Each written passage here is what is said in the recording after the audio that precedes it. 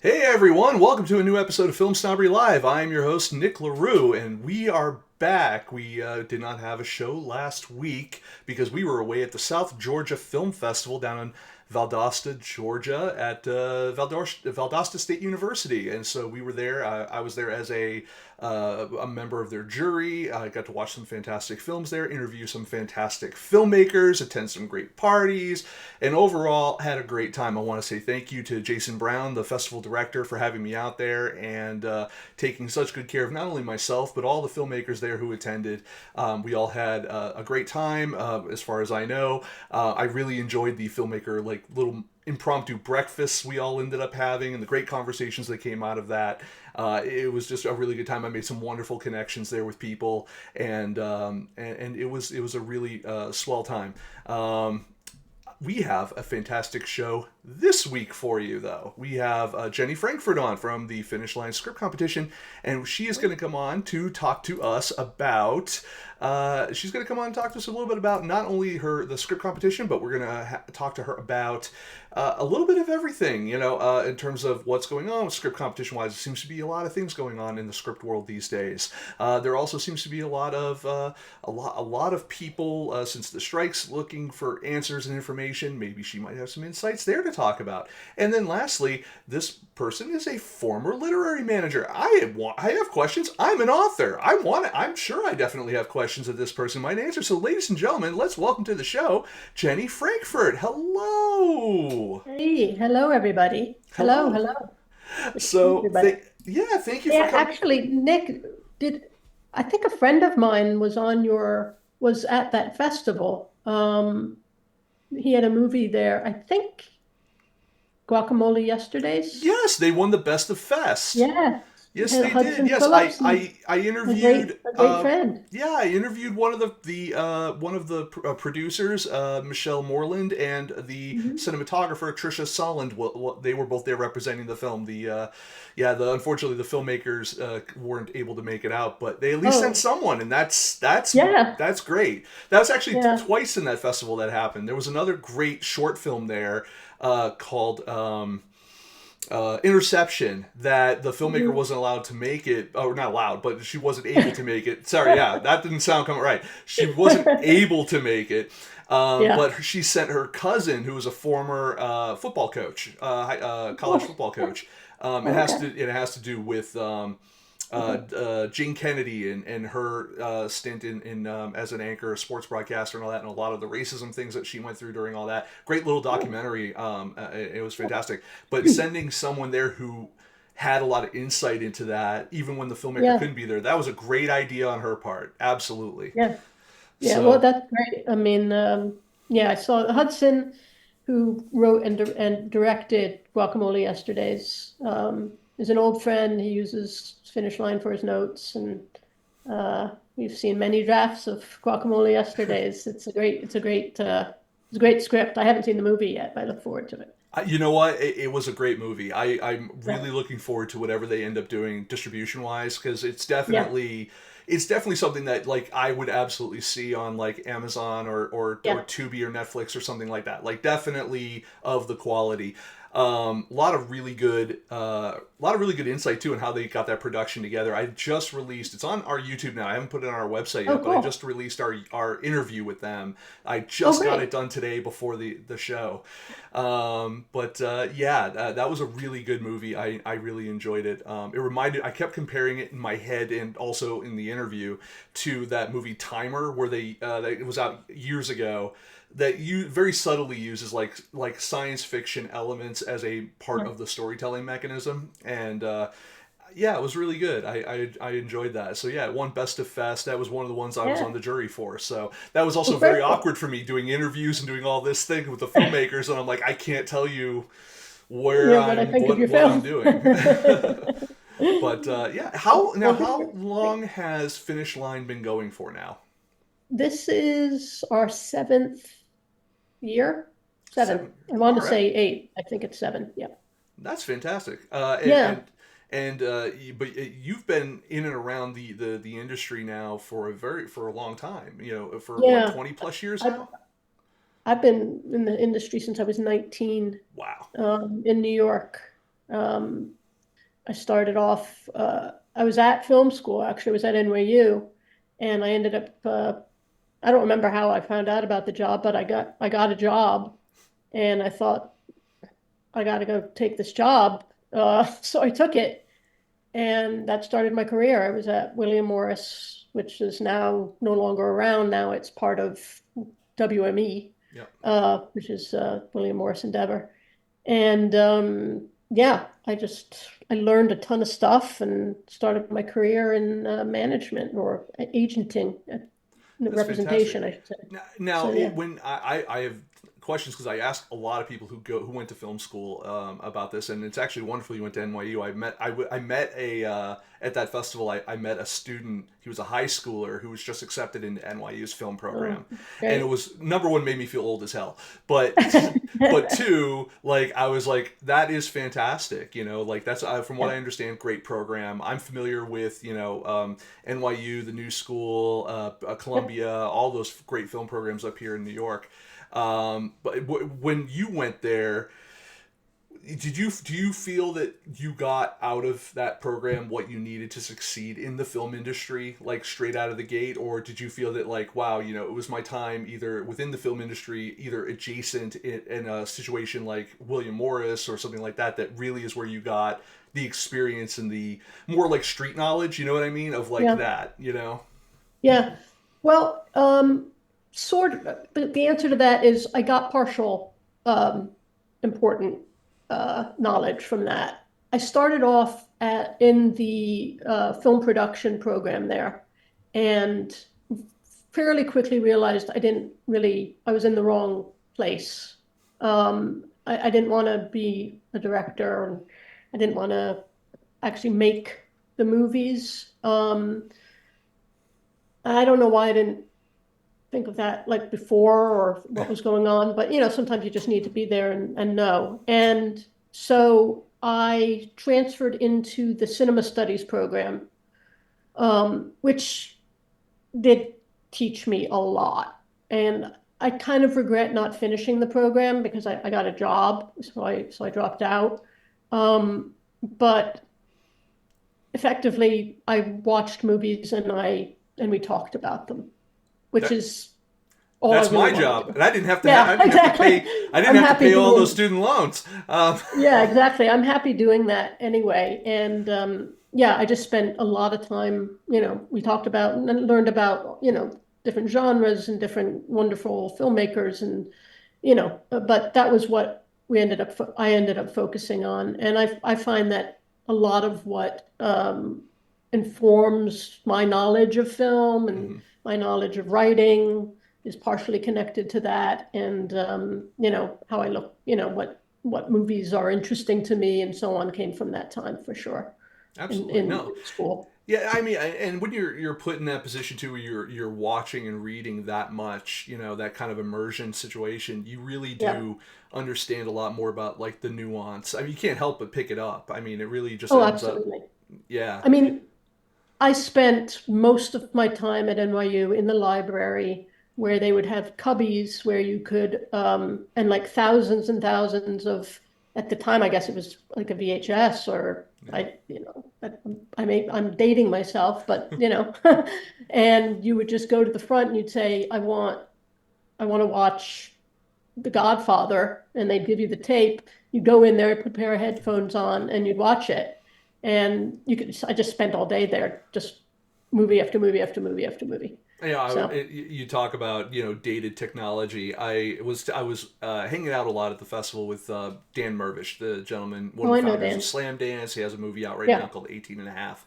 Hmm. A fantastic gentleman has been very very helpful to me because we both have the same publisher. So Oh, cool. he was very when I got my deal, his first thing was like, give me a call if you want, and I'll tell you what to expect when you're expecting, so to speak. Very nice gentleman. Yeah. But I was kind of like his unofficial chauffeur during the festival because he flew in Gotcha. and I drove. So we were Yeah. staying in the same hotel. So when we needed to go, which was basically the same place all the time, I was just like, I'll take you. That's fine. Yeah.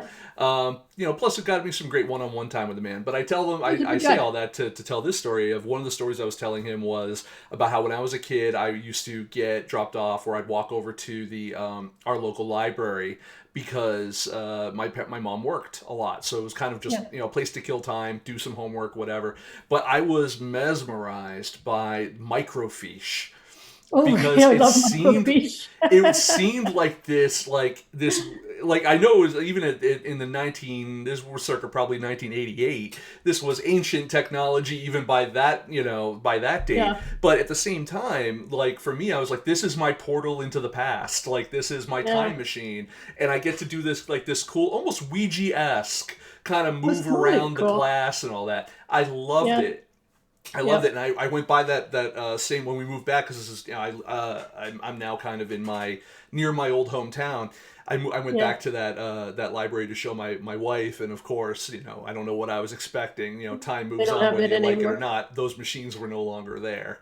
Yeah. I Um, know some libraries still have it, but it's, obviously it's been updated to yeah, yeah. digital Well, stuff. that's the internet Yeah. now for you. Microfiche was fun. It was Yeah. fun. Yeah. It Yeah. was still like it wasn't. It was still like this hands-on thing. Like you had to Yeah. take the slide. I guess slides. I don't even know what they call them. I guess they were ostensibly transparencies. You had to take them Yeah. in and out, and there was still like this physical media aspect to it, very Yeah. similar to like a VHS or DVD or something like that. So yeah, Well, that when was I that would, was yeah, I mean, it's just interesting. I'm sorry to interrupt. What no. you said, physical aspect, is I remember when I was in, I don't even know when it was, in connection with being at NYU. It was before NYU. I remember taking an editing class at the new school, and because editing was always something, and still is something that's I find very interesting. Hmm. And I remember, we were doing like the, Oh, cutting, the yeah, actual cutting. We were doing it was a movie about a ballerina, and we were doing the cutting of the, you know, the film. of the film. I Yeah, mean, and taping it, slicing and splicing. Yeah. slicing it, and I mean, so yeah, everything was hands-on back then. We Yeah. didn't, computers were not the rage. I had a similar kind of like, oh, this is really cool feeling when I first started getting into film projection back when I was just out of high school, and actually actually while I was still in high school. Now that I think about it, it was probably junior year or so. I was working at a movie theater, and there was a gentleman there who was nice enough to say like, oh, I'll teach you how to do this, Mhm.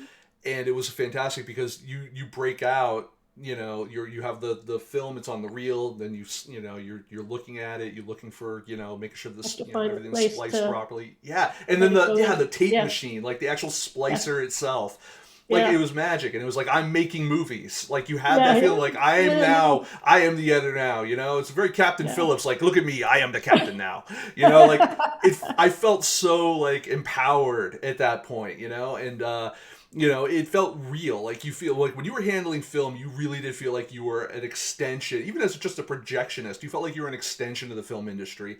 Now, I mean, obviously, it's DCPs and servers and stuff, and I have a technology background, so that's fine. But like, Yeah. it is missing a little something. The best you'll get then in terms of that feeling is like, oh, I have to change the bulb. Like that's the closest feeling I've gotten, since doing that. But Yeah. so yeah, so all right, Anyway, so you good moved old on to like days. you you moved on to like William Morris, or now William Morris Endeavor, and Yeah. then Mhm. you eventually got into literary management. How did you fall Yeah. into that? Well, when I started at William Morris, the first desk that I started working on was the head of the theater department, which was obviously a big deal. The head of the theater department at William Morris. And so I was working with some, awesome writers and directors, but mainly writers who were playwrights, but who also worked in film and TV. And because that, I mean, you had to make a living. Yeah. You can barely do it as a playwright. And so that got me sort of into that whole world. I mean, that was the biggest world there is, Broadway and off Broadway writers, and then breaking them into, watching my boss at the time, breaking them into film and TV and so on. So um, I didn't always work with writers. I mean, I started working with them and I've continued to work with them throughout, although I've also worked with actors and performers and stuff like that. But um, writers were always there and they will always, they, obviously remain my love, which is why I started Finish Line. So, but yeah, that's what got me into, also it's huge. I was a huge, bookworm and, and a movie buff and all of that stuff. So I was very into, just reading and stories and stuff like that. So What I do you think some of the bigger misconceptions about what happens at an agency might be? Like, I think a lot of people think of it as, like in your position, you're sitting around all day and you're reading screenplays, whether it's, a Broadway theater, screenplay type of thing, or, an actual theatrical feature screenplay or something like that. And then it goes off to someone who goes yay or nay, or, says, right.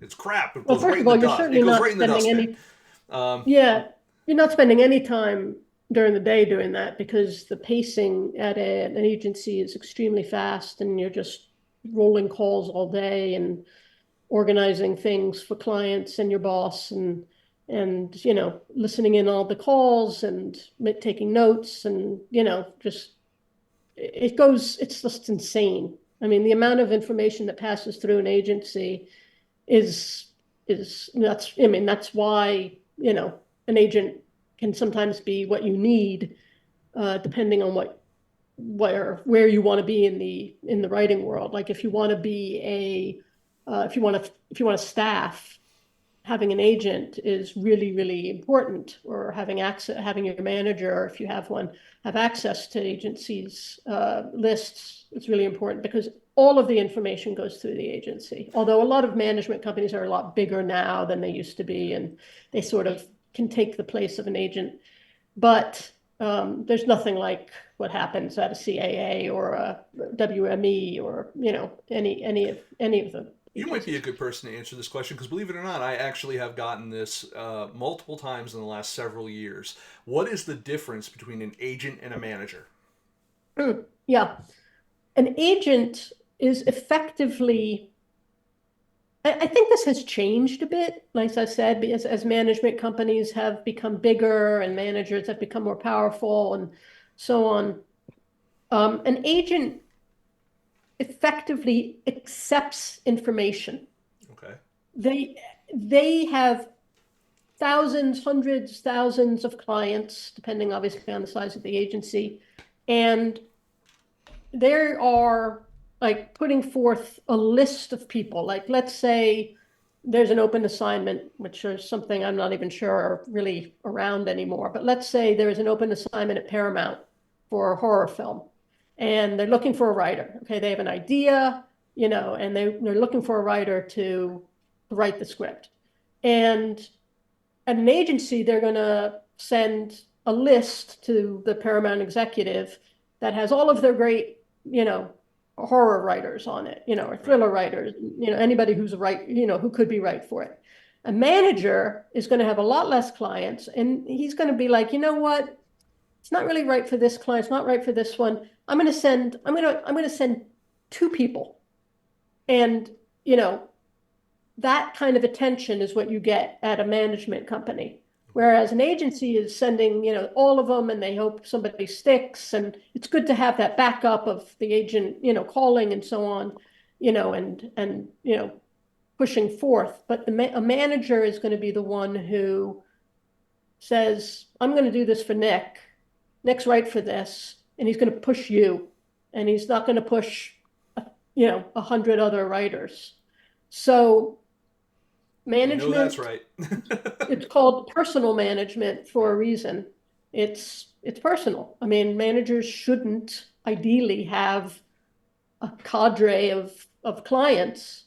They should have not a handful either, but somewhere in between where they can really uh, spend very specific time with each client, building their career and being proactive instead of an agency where they tend to be gathering information and accepting offers instead of being the ones who are going to make that call to a producer saying, hey, you may not know my writer Nick, but he's really right for this, and you gotta check him out.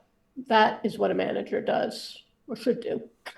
And an Yeah. agent, is there as the hub of information. And if you want a staff, having access to an agency is super important because they just have all of everything, whereas management companies may not be as connected to everything. And it seems to me that like the bigger difference between a literary agent and an entertainment industry or a film, film, television, theatrical agent is one seems to find their clientele, the other one seems to want the clientele to find them.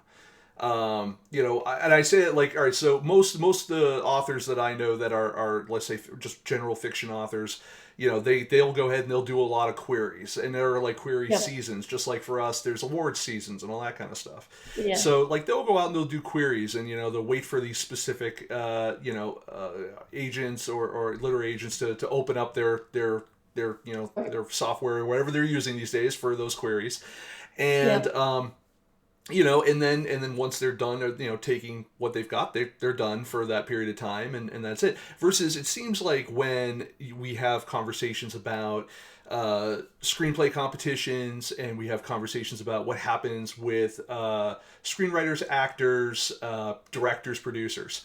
It yeah, seems like it's more like I was discovered somewhere. Like they saw my screenplay or my pitch or my log line or something like that, either through Finish Line or right, I won at the Nichols, or I won right, this right. other thing or something.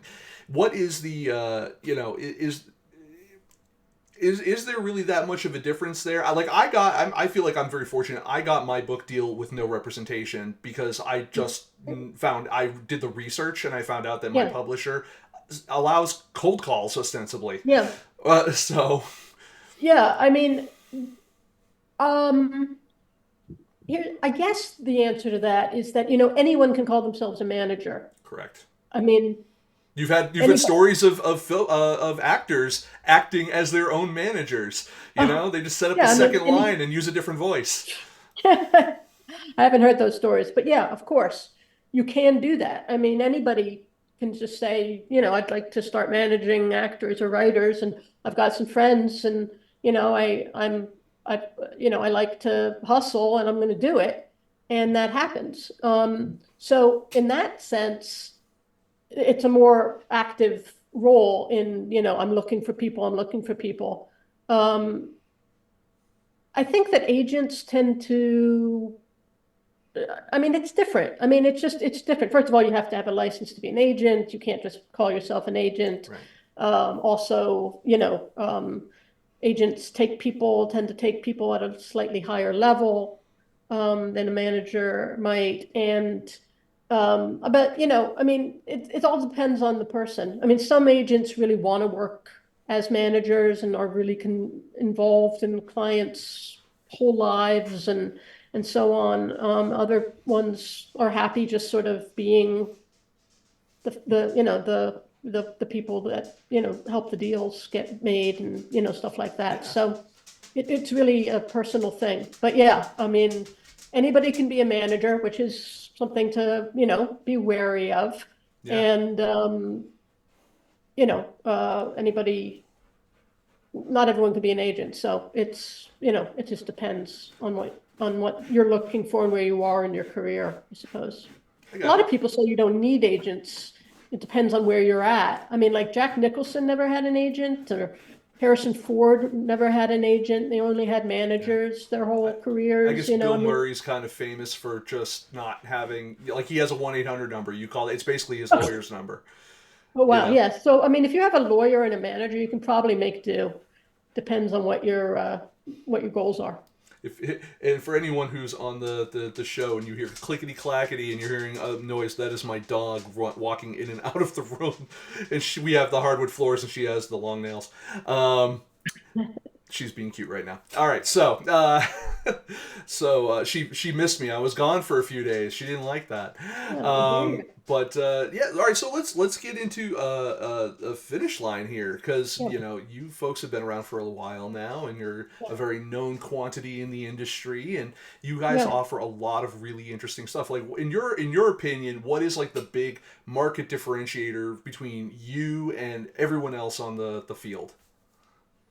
I mean, I think I have a couple of answers to that, actually, a few. Um, First of all, I think we have a a great deal of integrity, which, as somebody who has worked for other competitions as a reader before I started Finish Line, in between sort of leaving management and starting my own competition, figuring out what I wanted to do. I read for a lot of competitions. Um, I mean, we're just honest. I mean, to me, that's the most important thing. I'm not Yeah, trying to pull anything. I'm not trying to make crazy, stupid money that doesn't make sense or any of that kind of stuff. Um, so that's one thing. But that doesn't mean I'm the only one who does that. I'm just saying, to me, that's really important. We focus on rewriting, which isn't something that I think other competitions do. And it came from a situation where I was reading for Nicholl many years ago, or 7 or 8 years ago. And there would be so many scripts that came in that I thought, this is almost really good. yeah, And everybody is like, I rushed, I finished my script just in time to send it into Nicholl. Well, that's not the way you're supposed to finish a script. You're supposed to like let it sit and get some feedback yeah. and have friends read it, or trusted readers read it, and do rewrites and all of that kind of stuff. And I would get so frustrated because I'd be like, this is just not there, but it could be. And I Yeah. thought, hey, maybe I Hmm. should start a competition where I focus on rewriting. And so I did. And that's where it came from, because I just thought, if people had more of a chance to work on their scripts, whether they get notes from us, whether they get them from, it doesn't really matter where they get them from, Yeah. although I think we give great notes. Um, you have time to work on it, and the first draft that you would send in is definitely different than the last draft that you would send in before the actual final deadline that comes much later.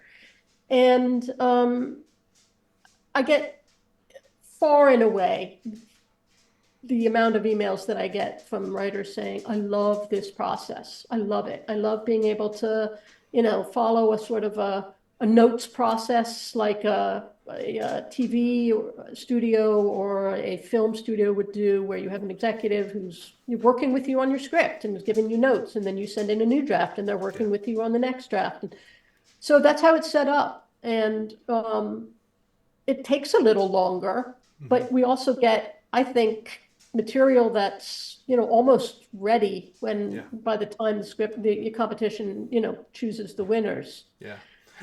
So to me, that's where we stand out. And I kind of very much agree with like the mentality of that. I mean, as a film critic, my biggest thing that to me is disappointing is that by the time a movie is like by the time it's in front of me to review, it's too late for me to offer any insight or opinion. Like, I Yeah, just have to tell you, I'm sorry, this is what it is, and I'm going to yeah, tell you honestly and truthfully what I feel about it. That doesn't yeah, mean, you shit on it, but like it just means that, right. like, constructively speaking, this is not, this may or may not be where it could be. And when you're Correct. dealing with I think first or second time filmmakers, I think that it very similarly maybe to first and second time screenwriters, that there are some resources they might have lacked in the creation of what they were doing, that or Yeah, insights or feedback or something like that if they took a little bit extra time, may have made all the difference. But the problem, I think, and the real big difference between, I think, screenwriting and filmmaking, is that the filmmaking, once you are kind of committed and the train has left the station, there every day is money. And yeah, yeah, so right. you're kind of hampered by that, where you're less hampered by that with screenwriting, with the exception of your own arbitrary deadlines, thinking like, if I don't get it in this year, I'm gonna have to wait a whole other year. Well, okay, wait a whole other year. Like what, Yeah, exactly. I mean, you if you're know? writing a script, I totally agree with that. I mean, there are plenty of scripts. I mean, and we offer a lot of deadlines, Yeah, but we let them, we offer them sort of, real time where you can actually really work on your script yeah, in that process. And, not everybody does, and that's fine. Some people think, and then some of that may be financial for people, or, they're not as committed, or they, whatever. I mean, not everybody's in the competition world for the same reason. Some people are really in it to win. Some people are like, I just thought it'd be fun to see how this was, how I did, and, for whatever reason. So that's fine. It doesn't matter to us. But we also give notes in a sort of a different way than a lot of competitions do. hmm, A lot of competitions give notes where, they're sort of like character and lots of notes about your characters, and then, right, dialogue, and to me that's really abstract, and how you can move those notes into the script, into a rewrite. And the way that we give notes, and it works for some people, it doesn't work for everybody, is we give notes as we're reading. So it's like, how is an executive or producer or director, whomever, who is reading your script, reading it? I mean, right, how does it feel as they're yeah, reading it? Where's the bump? Where's this, like, ooh, this is interesting? yeah, It's not like this composite idea of your characters work, but here's what doesn't work. It's like, this works, and then on page 15, but on page 21, we need a little bit more. yeah. And It, some it's more people, it's more true to actually how studio coverage works. In exactly, that it's case, yeah, it's very, one of the it's big it's complaints I have page. about, like, the blacklist and stuff. It's like, I don't care if it's an 8. I want to know, why Yeah, is it? Yeah, we don't use numbers, and I know some people get upset with that because they really want to understand what a number means. but it What doesn't I'm mean telling anything. you, That's the it doesn't thing. mean anything. Yeah, It it's means nothing. arbitrary as all hell. And Yeah, I've it's like, you interviewed want a people. number? Yeah, Here's we six. so Here's six. yeah, we started doing offering script coverage on FilmSnobbery just because I saw a little bit of a market for it, and I don't charge for reviews, so I gotta keep the site running somewhere. But I Right. did make the conscious decision to hire people with a lot of industry experience, Yeah. including people who had read for Nichols, Blacklist, etc. in the past, because you want to hire people who are very familiar, or we're doing it at a studio level. Yeah. And I will say that, like, I was talking to folks from interviewing people from the Blacklist, and I said, what is the difference between a 6 and a 7? And they said, how I feel today. Like, there's really, Yeah. it's so arbitrary. Like, there are some days I'm tired. I've read 16 of these things today. Yeah, it's a 6. Screw it, because the one I read Yeah. before it was a 7. And Right. and that one didn't make me feel as good as that one did. And it's like, Yeah. there's It real is and same, arbitrary. yeah, yeah, It and is arbitrary. It doesn't mean a lot, but some people want that. And again, yeah, some people are in it for certain reasons, because absolutely, let's say they got an 8 on the blacklist or whatever. And blacklist is great. I mean, I don't have anything bad to say about the blacklist, but by any stretch. But what we do is we go through it, and it's, I say page by page. It's not like, you're going to get 100, right, right, notes. But we end up, people say, well, I don't get a number. And I go, no, but you're going to get 6 pages of actionable notes. yeah, And that's, the minimum of what you get. And they're actionable. And some yeah, people, it's like, this isn't working. I suggest you do this. yeah, They're suggestions. They don't have to be done. You can do whatever you want with your script. yeah. This is coming from somebody who has read so many scripts, you can't believe it, and the people that I hire as script readers have extensive, experience in the industry, in reading scripts, and they're paid very well. Yeah, and that So was they the have, other thing about the yeah, people who were going to work with me, is like, I want to make sure that you're getting paid, that it's worth yeah, your time to yeah, do it this, takes especially in a the lot. economy that we're in. yeah, it takes many, many hours to read a Yeah. script well and write something up that is, intelligent and, and really and helpful. So Yeah. it's not just Actionable this is the correct word you would use like a couple of actionable times. is the word. Absolutely. Yeah. Yeah. We're there to try really help you improve the script Hmm. and tell you what's working and what doesn't work. And, that's that ends up being, 6 to 8 pages usually. So for me, I'd rather really go through and give that than, just make somebody feel good with a number or feel bad with a number. Yeah. I'd like you to feel like somebody read your script. Yeah. Yeah. And yeah, you're absolutely right. Like, as we say, the number is arbitrary, while I do understand that the idea of like, well, someone might see Nicholl's quarterfinalists, an 8 on the blacklist, or this or that or whatever, and they're using that as part of like, let's just call it a marketing push, and that's Sure. really what it Yeah. is. And I get that. Yeah. Like, you're trying to put your best foot forward. My view on that is your best foot forward is, if you're going to pay for feedback, get the feedback that is going to make it so that when you do submit to something like that, you are going to win. Like, Yeah. or that you are going to, like, it is your best work. Well, Like, yeah. regardless of who We, reads it. well, absolutely. And I mean, we've done tons of coverage, notes for people who go on and win other competitions or Mm-hmm. who, do sell the script or, we do so on and so forth. Yeah, So get repped, whatever. we're, Yeah. we're, yeah, I mean, it just sweetens the pot. And we're happy to, we get it and we're happy for you to now send it to whomever you're going to send it to as well and have them, respond. But I really think that, I really think it works the way we do it. I don't think it works to get a page of notes that are Yeah. vague and a number. But that's just me. No, I agree with you. So that helps. And honestly, I think there's a lot of people out there who agree with that. I I mean, do. I do.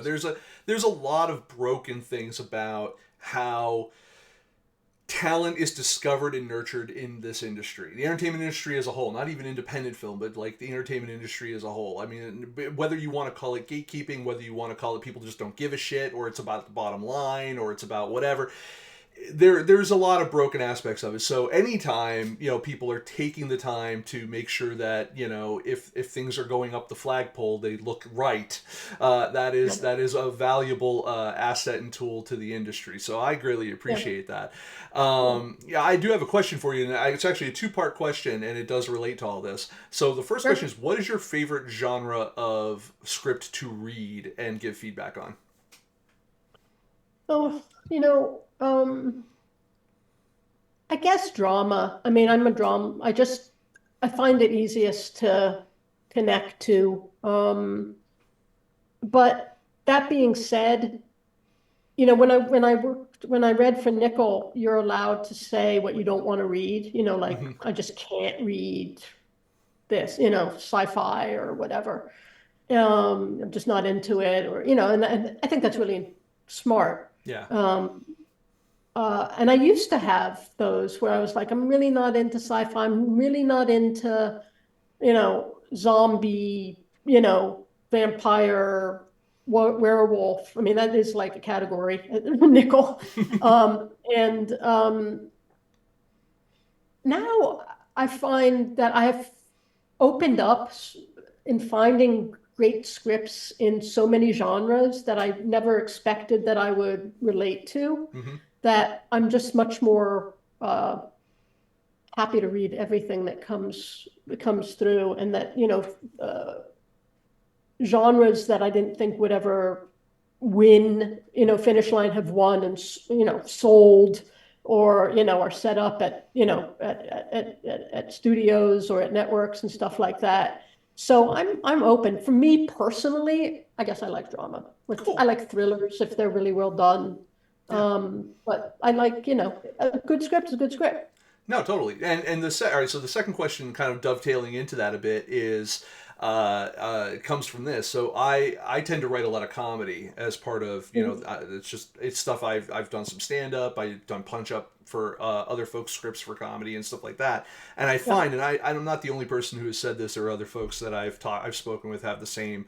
It's not a complaint, just an observation of just like I find that submitting comedy to any of these, whether it's competitions or even for feedback and stuff, because comedy is so subjective to a person's taste or to their sensibility of what they think is funny, I feel like it's very difficult from, I'll just use myself as for example, to get good feedback on something like that, because generally speaking, you're not going to be able to, not you specifically, but I'm like, a person may not be able to tell me like how to make this joke funnier. Instead, what they'll say is, "I didn't appreciate that joke," or like that rang hollow, or or especially if it's an off-color joke, like they'll rather call you on your whatever Yeah. level of unwokeness it is as a writer, versus saying like, okay, so I know what you were going for here. What you Yeah. probably should have worded it was this way, and that would have gotten you to this punchline. Yeah. I hear what you're saying. Yeah. And it's not untrue. I guess with comedy, I usually say this joke didn't land for me. Gotcha. Or I say I only comment on the like wokeness or Right. I know it's offensiveness of it was just the something. first word No, that no, I came into my understand what you're brain. saying though. Yeah, I only yeah. comment on it if it's a through line in the script, and then I'll say, you should just beware that if you make too many jokes about this, it might limit the Right. readers of it, people who are appreciative of it. It's not to say that you're not going to find somebody. And if it goes like really far, that's offensive and stuff like that, I just say, it's just a suggestion, but you might want to rethink this, going down this, because it's gonna, it's Mm-hmm. you're limiting, you're limiting yourself. I I gotcha. don't profess to be a comedian. I can't rewrite the joke. I'm not there to rewrite the script anyway. Right. I'm just telling you, what works for me, and again, over a period of many, many years, being open to things that aren't things that I personally would, buy if I was a producer or want to make or something like that, to being able to think as broadly as possible about Right. what is just good writing, and knowing that, okay, this is a silly blah, blah, blah script, this is a silly zombie script, Yeah. let's say, but, or a stoner zombie script, and that may not be my cup of tea, but I recognize that it's funny. I Yeah. recognize where people are going to, and it is a process of having to sort of strip down your own interests. I was in a meeting, um, with a big company last week, and they said, we want everything but comedy. We just don't want to do comedy. I mean, because the owner of the company is an actress who is Australian, and um, they also have some of their executives are British, and they're like, the comedy is just too hard to pinpoint. Like, Yeah. British, American, Australian humor is all just too different. And You're right. we're never going to agree that this is a project that we want to Yeah. do.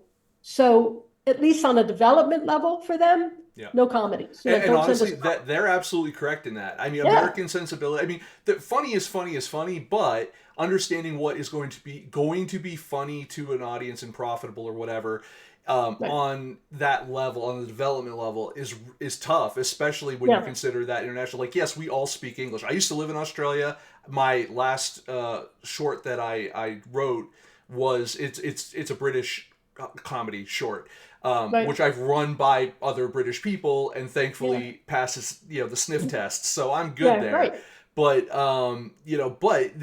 British comedy tends towards a certain type of a certain type of sense of humor, sensibility, Really? and American humor goes in a completely different direction. And Australian humor is a lot more, I find, a lot more liberal. But you gotta hit those jokes just right, otherwise they're not Yeah. gonna land. You're absolutely right. Three completely different things. So why try to like get that? Well, See, yeah, that he I just like, understand. yeah, Yeah. no development on that. Actually, it was interesting that somebody the other day on Twitter was like, would somebody read first 10 pages of this comedy that I'm writing and tell me if it's funny? And I thought, all right. So I read Yeah. it and it was funny. It was British funny.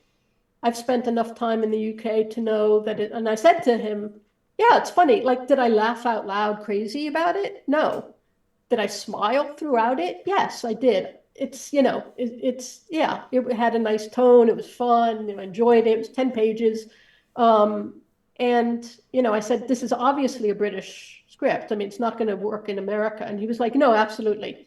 It's a British script. I would only sell it, I would only, try and sell it in the UK. And he was clear about that, and I was clear about that. And I enjoyed those 10 pages. But yeah, comedy is tough. And we've only really had honestly one winner that was a full out, comedy. I just thought it was hysterical and, like a rom-com, kind of like a bridesmaids kind of humor rom-com. Yep. And I mean, I could watch Bridesmaids every day. I just think it's the funniest. I mean, I just think it's great. I enjoy it immensely. But I also like different kinds of humor. And Mhm. so anyway, I mean, the point is comedy is hard um, in a competition, and whoever is reading it really has to strip away their own interests. Yeah. But any good reader at this, at a certain level has to learn how to do that. Yeah. So I had somebody today say about some notes. I don't think the reader liked sci-fi. It was a sci-fi script. And I looked at the notes and I was like, there's nothing in here that says that the reader doesn't like sci-fi. The script had problems, Yeah. but sci-fi wasn't the problem, Right. and people love to make up reasons why people Well, don't like yeah, the it's script, it's a but defense mechanism, it's a absolutely. defense. It's a thing. Sure. You brought up one thing too that. Oh, and by the way, the other just to leave the comedy thing on one other quick note, which is also sometimes comedy is written well, but acted better, and unless you actually Hmm. have seen the performance, that performance will elevate the comedy That's versus what is on the page to what is actually on the screen. So I think that there's something there too of like maybe not being able to translate that script to screen in your head. Like, oh, how would this be if this person was doing this role or something like that. You Well, know, that's true. It's yeah. also true in general. In fact, I was just doing notes on a script, not a comedy, where actually said, I don't quite understand like how this scene is going to work, but I think I might understand it more visually than I do as it's written. Like Yeah. when it gets to the screen, I can see that it will work. Right. However, and I just have to be vague about it, but on the page, it was a little confusing about where someone was placed and where the other person was placed. And I said, you know what? I'm not going to like make you rewrite this whole scene because it's not that important. Yeah. It's just I think it's going to work better once it's actually seen. Yeah. Yeah. That It's and more that's visual than it. similar in that way. I And gotcha. I mean, we got bigger fish. Sometimes we got bigger fish to fry. Yeah. Not every little bit of needs to be dealt with. So Yeah. that's And not the sometimes some of it's taken care of in the next rewrite anyway. exactly. You don't want to Yeah. overcorrect, so to speak. Right. Exactly. But yeah, do you take a look at while you're giving feedback and stuff? Are you kind of keeping any sort of like industry trends in mind of like, hey, this would work really well right now because there are people that are buying this kind of product, let's call it at We this point, really or try not to talk at all about commercial aspects of the script. okay, I know that there are competitions that do that. I, for one, think it's not for me to say. Okay. it's commercial or not. It's too big a thing. It's kind of like giving somebody a 9 or an 8. Right. It's building them up. Like somebody said that this is commercial. Well, I mean, I thought that the script, this comedy script from several years ago, would be a slam dunk. It's one of the only scripts that we've had that hasn't, ended up selling or being optioned, or so maybe it's because it's comedy, but also, at some point nobody knows anything, right? So all I really want to focus on is getting that script into its best shape. And things change so quickly in the business Yeah. on a sense of, what's commercial and what's not. And, these, you see small films like, you see a big film like Barbie, which is going to be huge. And then smaller films like Past Lives or All of Us Strangers. And how am I to say that, you got to find the right people. It's all about, it's all about the person, what the competition is also going to, as my cat sneezing, um, what they're going to do for you if you've won or if you've got a script that is in shape to be seen. I did something actually a couple of weeks ago with the script, which is very rare for me to do. And I said it in the notes. I said, I actually know somebody who would, get this in the right shape. I know somebody who would read this immediately, a producer who would read it immediately. Because it was that close to being something that I knew, because I know a lot of producers and execs and so on from the many years I've been in the industry and in management, that I was like, I know exactly who to send this to. And I said that to them. I didn't tell them who it was, but I Right. said, I know that somebody can read this and would be interested in this. I rarely do that, but it's just like, I really wanted to make sure that this person took seriously rewriting it. But other than that, no, I don't say you're a weird, obscure, sort of quasi-philosophical, fever dream script is, why? I love those scripts, man. I mean, some of those are my favorite scripts to, really understand writers and appreciate their creativity and imagination. So I will never, ever, I hope I'd never, ever critique a script based on its commercial aspects. It's not what we're there for. I get that. I can absolutely respect that. I mean, obviously, we're on social media. We see what's going on all the time. We probably read the news and what's buying and selling and all that. So I'm sure we're aware. I think even subliminally we know what's going on. But I can absolutely respect the fact of I'm going to not take that into consideration as a means to make because sure it that changes. I yeah. mean, I could say that, and this person could say, you know what? I don't want to, screw it. I'm going to put this away now, and I'm Yeah. not, because it doesn't fit in with whatever's happening. Who knows? You know how long it takes for a movie to, a script to get from, somebody reading it to actually being on the screen takes so many years. It can, that by the time it happens, it's fresh, or Two, so 3 years in development, maybe, and then they the right make it. thing. I mean, maybe good for Then it. they package it, they make it, they get it out. They package it, they make it, and then they shelve it for a tax write-off. Right. Yeah. But I mean, that's the thing, is that, it changes, and there's a lot of ways to find people to make movies. I mean, we're not only going, first of all, we go international a lot of the time. Yeah. And we're not only, sometimes we do, we go the independent route, the financing route. It's not just, getting it to, people with deals at studios or networks. So it's like, Yeah. a good Because there script are has an there are opportunity smaller anywhere. budget there are smaller budget producers out there that are looking for, hey, I want something like in this genre under 2 million that can fit this, or I want something that is 250,000 or less that can be done in one location with like three people, Absolutely. blah blah blah. That There's happens all the that, time. and Absolutely, yeah, that happens a lot. But also, I get people. I know a lot of people, who will say, we're looking for something to sell in China, or we're looking for something to yep, sell in Poland. I mean, really, I mean, we're just I mean, I've been doing this long enough that I'm talking to the people, and, some people are, they're looking to sell stuff in certain areas, or they're looking for genres and so on. So like you said, or certain budgets. So we're open. Like, we're not trying to, it doesn't have to be, Yeah.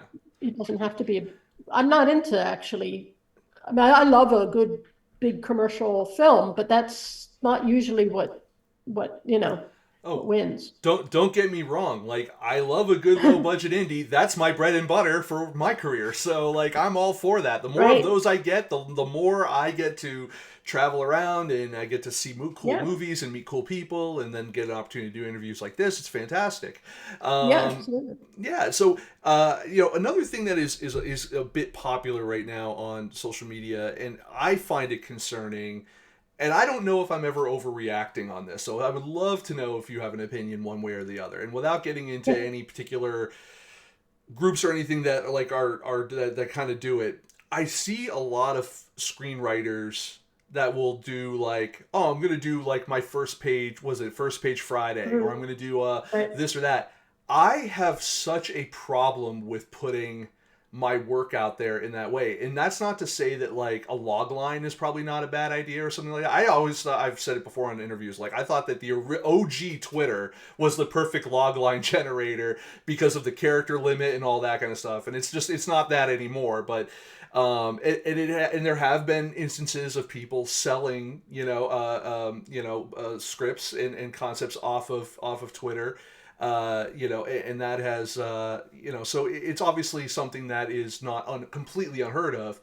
But Yeah. in a world of, especially now in a world of AI and information scraping and all of these kind of things, I get very uptight on other people's behalf when I see them like, here's like my first 10 pages, here's my first page, here's Yeah. a poster and a whole litany of information about myself and my in my script, Yeah. um, Um, without protecting their IP ostensibly.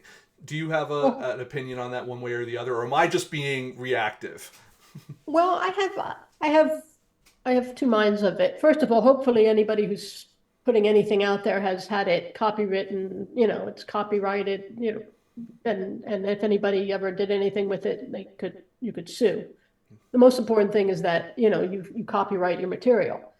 Um, but a couple of things. On one hand, I don't take it that seriously because I believe a first page is very important, Mm-hmm. that's for sure. But it doesn't tell me everything about how you are as a writer, except for that first page, which is very important. But it doesn't tell me that the other 100 pages are going to be as good as that first page, or that you're Right. going to be able to know how to develop this character well, or, that you're going How to to transition from Act 2 to Act 3, or transition. Yeah, I yeah. mean, so there's a lot of things that I can't know by that. Is it a good, some of it can be like, oh, okay, this person isn't is talented, they've got an idea. Rarely for me does that make me want to jump on them on that. But I do think that Twitter is a good place to network. That's for sure. There's no doubt about it that people are on there and paying attention and so on.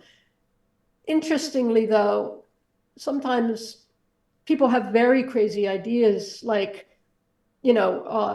it seems to happen on Instagram when I post, like, this is who we are, blah blah blah, and they go, what, so you can steal my script?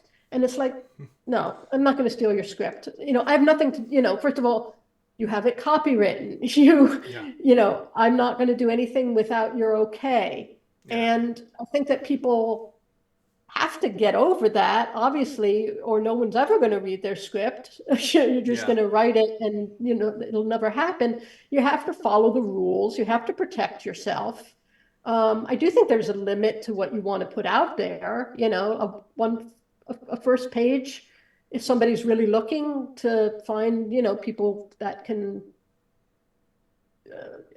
you know, that are better than the rest, is helpful, but it's by far not indicator of what the rest of the script will be. And that's why I find competitions or people who want to, will read your first 10 pages for a certain amount of money or give you notes on it. To me, that's kind of bullshit, because that's what rewriting is for. I mean, the first 10 pages may be great and well, they may be terrible, but then wonderful stuff happens and at the, later on, and you shouldn't be judged for, you need to be judged sort of on the entirety when it's ready, not on like, how did I do in this first 10 pages when page 11 was, is really where it really started to get good. I mean, you can fix those first 10 pages, but if I don't like them, then I'm going to tell you that I don't know the rest of the script. I'm not being as articulate as I'd like to be, but no, I completely understand. Yeah, I mean, you're working with what you have. You got to read the whole script. Yeah. You got to read the whole script. You got to do it. It's you can't. I mean, at some point with some writers, you're obviously going to know this person can't write.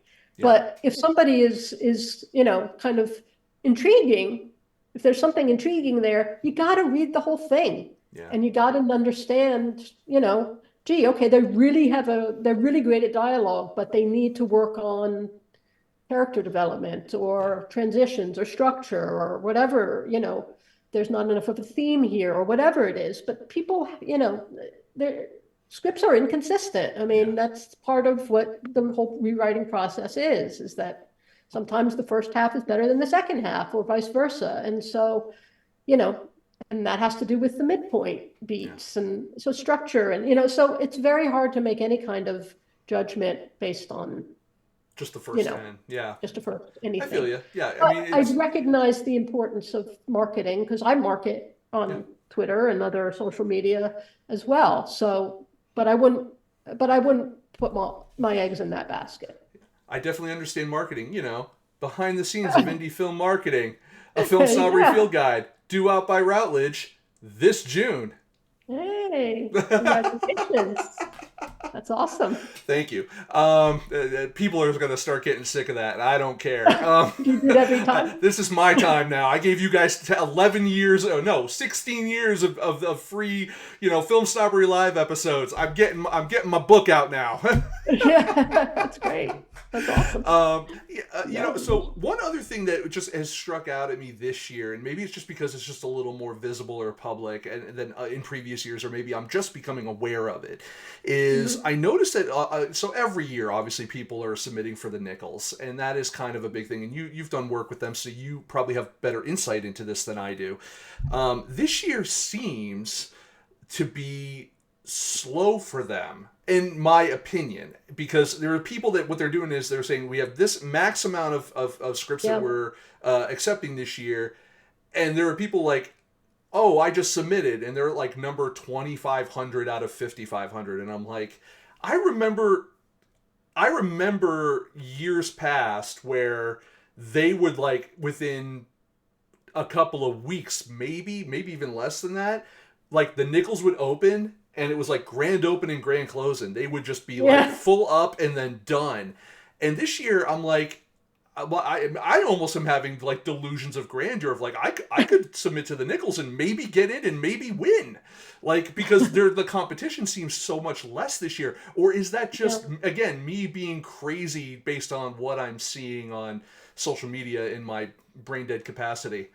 Well, I don't know why they've set a limit, but I think that there are a lot more script competitions than there used to be. Yeah. And there are.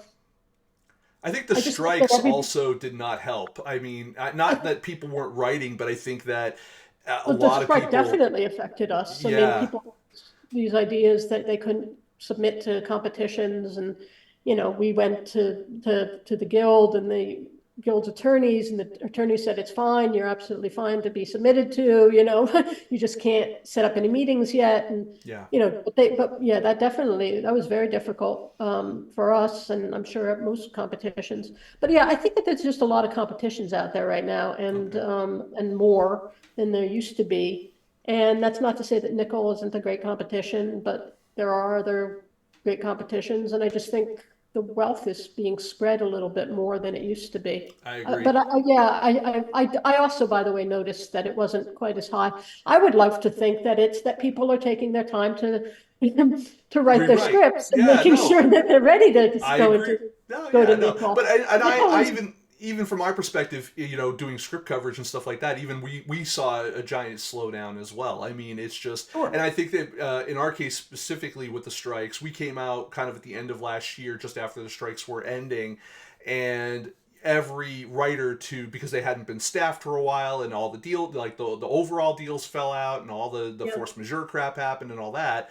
I think that, so many writers with actual studio experience were saying, like, I'll give you notes, I'll do you coverage for a fraction of the price. And I mean, number one, I'm glad they're getting the money. So I'm going to put that up front and saying, like, you were out of work for 5 months, and you're gonna be out of work for another 5 as the industry, gets ramped back up and the level of spite in the studio system subsides. I think that absolutely get yours now. I will be around for a while. I'm not worried about it. But hopefully my folks that are working with me are understanding of that situation as well, and they seem to be from the emails we've been saying back and forth. Everyone's, I'm you're not going to compete with someone saying oh yeah, I'll give you script notes for or coverage for $20. I'm not. Yeah. I do have something to say about that though. Really important.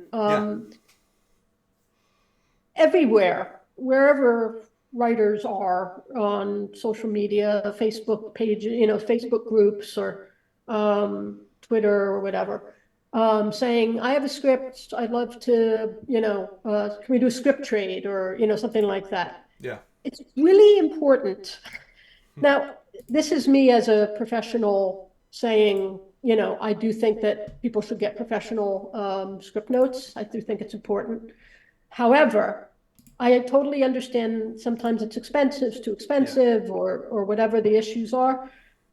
It's really important that you know the person that you are getting your notes from and how they are as a writer. Because I have seen so many times on Twitter, somebody say, I want, will somebody read my script and give me notes?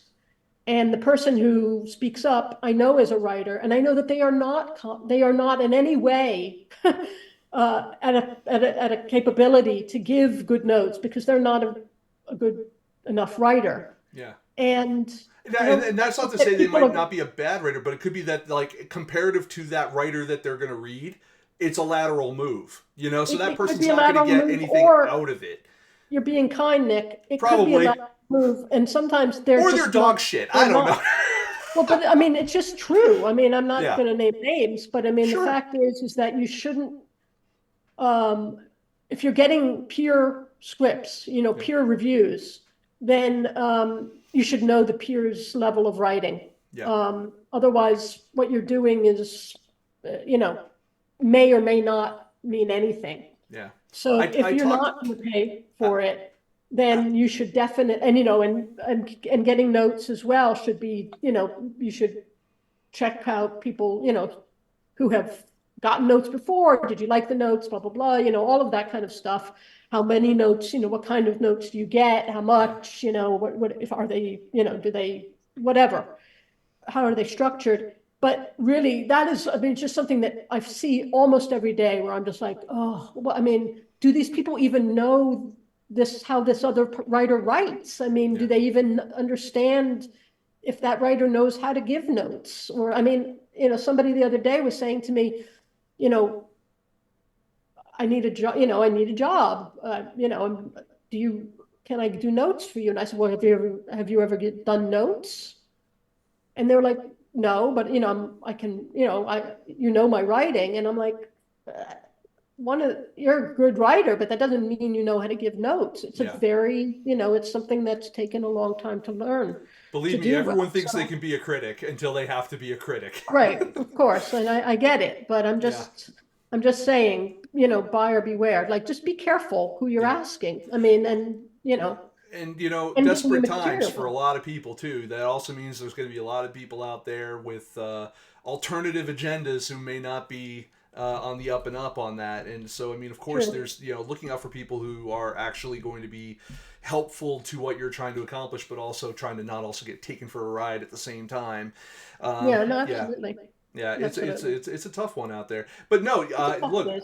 our hour together blew by, just absolutely blew by, and that's fantastic. And I appreciate Yeah, I all love of it. your time because that was that was fantastic. So I want to make sure that everyone knows where we can find Finish Line here. So we can find you on Twitter, X, Twix. You're left Twix, I'm right Twix, right? Or the opposite. You're at Finish Line Script, but Yep. not script. No T at the end, right? Only that's as far as they let me go. That's as far as they let you Finish line go. script God damn with you, the Elon. T. Uh, Yeah. No, that was early. yeah, That was Jack. that was. But yeah, Yep, we're at Finish Line Script on Twitter. We're everywhere else. I think we're Finish Line Script Competition. yep. Um, And Instagram finishlinescriptcomp.com. and Yep. finishlinescriptcomp.com. Yeah. We're What's the current deadline looking like, and how much is the current yeah. deadline? We are in our latecomer deadline, Mm-hmm. and our deadline is May 15th. After that, you have until June 10th to get final drafts in. So if you enter and you want notes on May 15th, you still will have almost a month to get your notes and rewrite. So we will always let you have time to rewrite. But May 15th is the last time that you can, actually originally send your script in.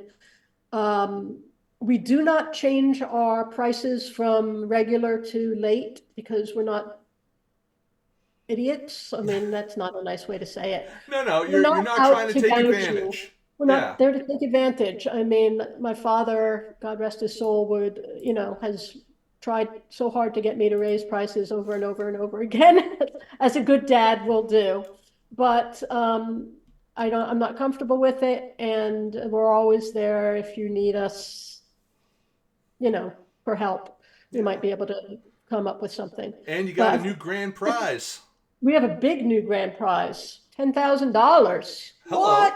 I'll take some of that. No. Yeah, $10,000 grand prize this year. And as usual, 50-ish, I'm still working on them, industry pros who will actually meet and read your material, read your material, meet with you, maybe even get in business with you. It happens every year that somebody gets in business with somebody. We have big time new people on our list this year. So It's a check out the beautiful thing. website. Yeah, no, Yeah. it's great, and you can submit if you're a screenwriter. You can submit over on Film Freeway or on Coverfly. Personally, I love Yep. Coverfly. I think that their submission Oh, great. system is slick as snot. I Yeah. say And that by as the someone way, who's I've done a few things. How is that on your side? yeah, it's pretty good. I Good. mean, I've had to adjust a little bit, but I mean, because we do things a little differently with rewriting, Right. because we allow for free rewrites. You can Right. continue you have to purchase notes, but if you want to just keep working on your own or working off of somebody else's notes, you can keep submitting for free. So we've had to work that out with Coverfly. But features, TV pilots, and short film scripts. So Coverfly, Film Freeway, $10,000 grand prize. Lots of people to read your stuff and meet with you and introduce you to other people who might be interested and get your career cracking. It What's not to happens like? every year. Yeah, what's not to like? It's awesome and cheaper than most. Yeah. Oh, yeah. What? How much is it again? It's like Let me just I double think it's check. like I'm not sure what I'll it click is on right now. It's Film like Freeway. late, the regular and late for just submission only was like 52, Yeah, and 52 for script only, and then if you add the script and then notes, it's 125, which is for still notes it's good. 125. Yeah, But because I'll be on. I mean, we charge for a feature, for script coverage, $100, which is still, if you're counting pretty on the the low side. hosting amount that the blacklist will that charge you, we're still less than them. So you're Yeah, I still less mean than them. we So do that's it. It's and you get an entry. 120. It is. It's 125. You get a minimum of 6 pages of notes, and I pay my pay my readers really well. So Yeah, a lot of that you just got to goes to do it. them. Yeah. That's fantastic. Well, again, Jenny, I want to thank you for coming on and Well, thank you, Nick. reaching out. It was fantastic Yeah, having you on, and thank you. You kind of got pleasure. me back in the groove of this after like being at the doing like festival questions for a while. So Yeah. thank you. You got me back into asking like real people questions, not just like the Yeah. festival. Like, how do you like it at the festival this week? Like, Yeah, right. So I appreciate it. Thank you. Awesome. Next week we're sussing out who the guest is for next week. It might be some call it Lux. Algorithms own John Schieffer may come back on the show. Longtime friend of the show may come back on. I just have to double check because being gone, everything blew up and I lost track of where everyone is. So stick around again next Thursday, same time, 8 p.m. Eastern Standard Time, 5 p.m. Pacific Standard Time over at filmsnobbery.com/live. Of course, you can find me all day, every day. I am open all the time like a 7-Eleven over on Twitter at FilmSnobbery. You can find us on filmsnobbery.com and where we have new reviews, new everything. We got a bunch of new content coming out from the South Georgia Film Festival, all the interviews and stuff we did. I've got 9 of them up right now on our Twitter page. They'll also be migrated over to our website shortly. And stay tuned for a new episode of Bolded Slugs with Zeus Ryan that comes out. That's our screenwriting podcast that comes out Awesome. tomorrow. So you'll actually be able to get it just after midnight because I already put it in the system.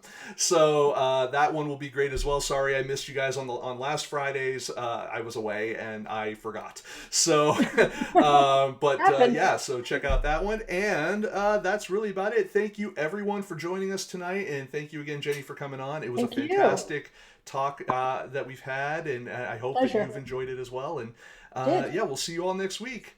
Okay. Goodbye. Bye.